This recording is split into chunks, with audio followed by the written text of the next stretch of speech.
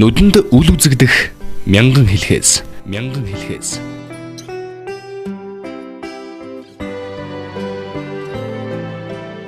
Бид гэр бүлийнхэн найз нөхөд ойр дотны хүмүүстэйгээ өдөр тутмын харилцсаар хэн нь ямар ааш аран шинтайг андахгүй мэддэг болсон байдаг. Тэм учраас зан сайтай хүн, хахир замтай, нүдэнд хүйтэн, адарааштай, олон замтай, овлоггүй хүн, нухацтай, төв хүн гэх зэргээр өөр хоорондоо ярилцдаг. Эдгээр нь хүмүүс бие биенээ таньсны үндсэн дээр өгж байгаа тодорхойлтууд юм аа. Бие биенийхээ талаар өгж байгаа ийм тодорхойлтууд нь тэдний хоорондоо төрөл бүрийн холбоо хэлхээс үүсгэх гол шалтгаан нь болдог. Хоёр хүн бие биедээ сайн хандж байгаа үед хоёрлсон эерэг холбоо үүснэ. Харин хоёулаа бие биендээ таагүй хандж байгаа бол хоёрлсон сөрөг холбоо бий болдог. Ийм харилцаа нь хоёр хүний хооронд үүсээд зогсохгүй 3 ба түүнээс дээш хүмүүсийг хамрах тохиолдол байдаг. Жишээ нь цэцгээ туяа навчаа гурав сайн ойлголцдог учраас байнга хамтарч ажилладаг. Бата төрөө тулганаар хоорондоо таардаг учраас ажил нь төдийл урагшилдаггүй.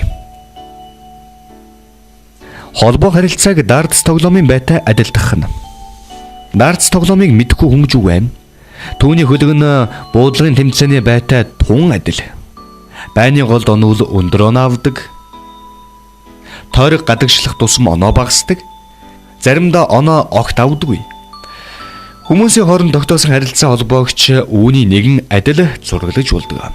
Хамт олонны дотор гол нөлөөтэй хүн нь бусдыг өөртөө татах чадвартай хүмүүс байдаг. Харин бусдыг байлдан дагуулж чаддаггүй, бусадтайгаа баттай холбоо тогтоож чаддаггүй хүмүүс бол хамт олонны доторх харилцаа холбооны хамгийн алслагдмал хэсэг болох захын бүсэд багтах ба заримдаа доорх торгуудын хамж багтахгүй.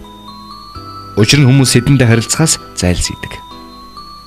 Тэд бол хамт олон найз нөхдийнхөө дунд нэр нөлөө багтаа хүмүүс.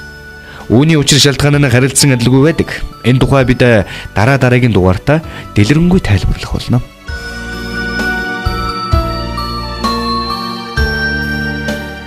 Харин одоо өөртөө дүгнэлт хий. Радио сонсогч та яг одоо дөрвөн тойрогтой байзуурах боломжтой байна уу? Тэгвэл зураарай. Өөрийнхөө найз нөхдийн нэрийг бичсэн жижиг цааснуудыг бэлдээрэй. Эрэгтэй бол дөрвөлжин, эмэгтэй бол гурвалжин дүрсээр ялгаарай. Ингээд тухайн дөрвөн тойрог бүхий байран дээрээ байршуул. Та яг хаана вэ? Энэхүү сорилтыг хамт олон дунд найз нөхөд дундаа хийж үзчих болно. Таяр нь бусдын дунд ямархуу байр суурьтай хүн бэ? Шинэ Монголын радио. Насан туршийн боловсролын төв.